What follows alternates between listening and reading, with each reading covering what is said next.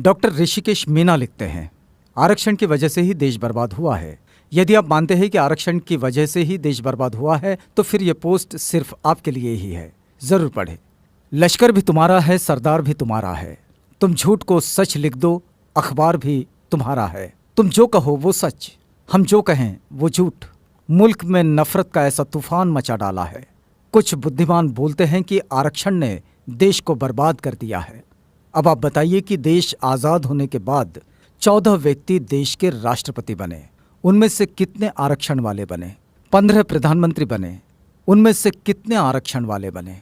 43 उच्चतम न्यायालय के मुख्य न्यायाधीश बने, कितने आरक्षण वाले बने? 19 मुख्य चुनाव आयुक्त बने, उनमें से कितने आरक्षण वाले बने? देश के जो बड़े घोटाले हुए उनमें कितने दलित घोटालेबाज हैं? बताएं जरा।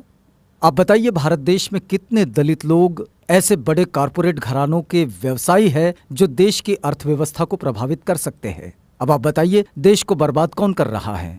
अगर संभावित ब्लैक मनी वालों की लिस्ट देखे तो कोई आरक्षण वाला नजर नहीं आता। तो फिर देश को बर्बाद कौन कर रहा है?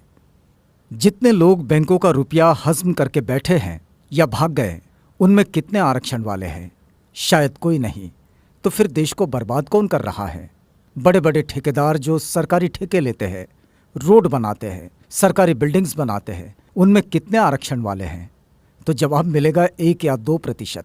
तो फिर इस देश को बर्बाद आरक्षण कर रहा है या फिर मेरिट वाले? जब ब्लैक मनी लिस्ट में एक भी नाम रिजर्व कैटेगरी के लोगों का नहीं है, सारे नाम जनरल के हैं, फिर भी कुछ बेवकूफ कहते हैं कि देश को रिजर्वेशन वाले बर्बाद कर रहे हैं।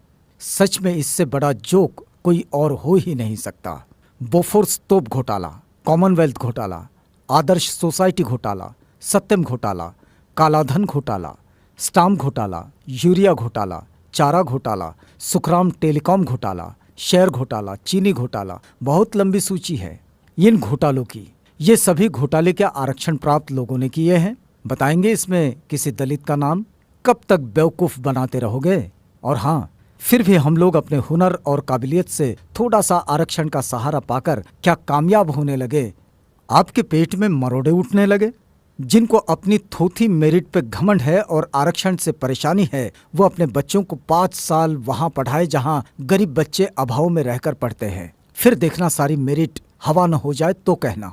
और यदि कुछ तथाकथित उच्च वर्ग के लोग ये कहते हैं कि वो किसी से भेदभाव नहीं करते, तो उनसे एक ही सवाल है, क्या वो दलित परिवार से रोटी बेटी का रिश्ता करने को तैयार है? जातियां खत्म करने को तैयार है? अगर नहीं तो फिर मान लीजिए अभी आरक्षण खत्म नहीं होना चाहिए। निवेदन एवं आग्रह। समस्त SC/ST समाज, आपको सिर्फ 10 लोगों को ये मैसेज फॉरवर्ड करना है और वो 10 लोग भी दूसरे 10 लोगों को मैसेज फॉरवर्ड करें इस प्रकार: 1 = 10 persons। ये 10 लोग अन्य 10 लोगों को मैसेज करेंगे और इस प्रकार। बस आपको तो एक कड़ी जोड़नी है।